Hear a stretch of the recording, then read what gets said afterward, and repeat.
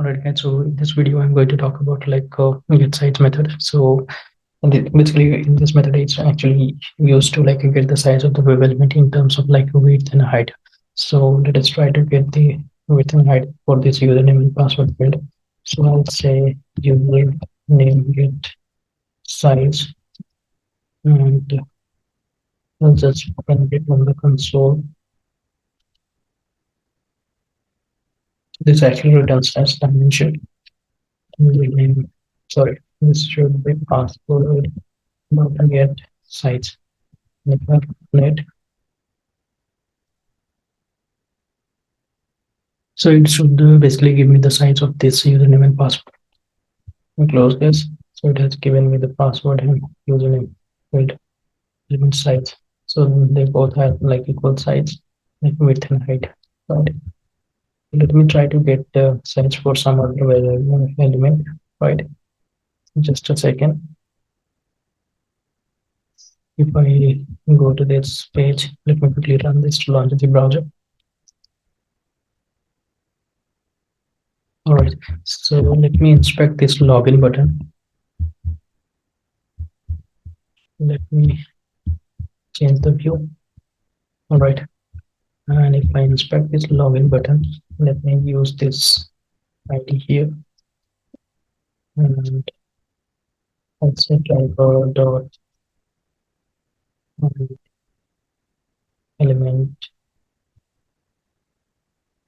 and by dot IDS. This is for web element.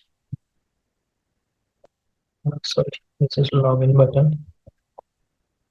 So it's a login video. Let me format it, and I'll just print the size of this login button to see the actual size of this login button. So let me quickly run this.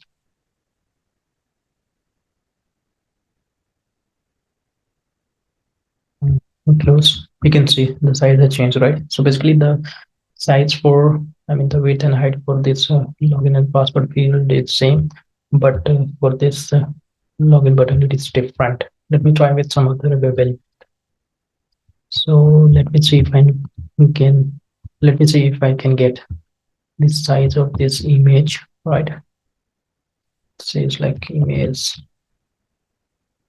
Let's say image from the XPath class is equal to this, and we'll just close it. And over here, driver dot find element by dot XPath.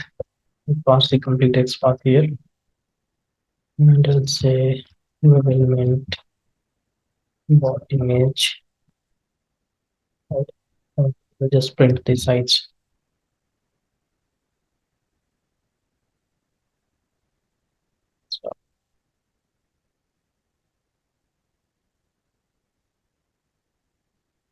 So,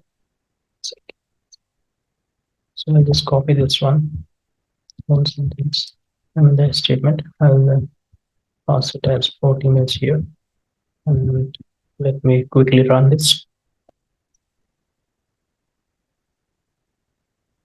Already you can see it has run the browser. Let me close it. So you can see the image size. I got it as 346, and width and height is 302.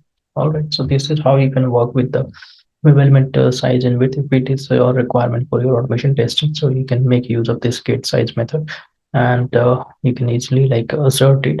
Okay, you can validate it in your test case, right? So that's all in this video. See you in the next one with some other methods. Thanks for watching. Like and subscribe.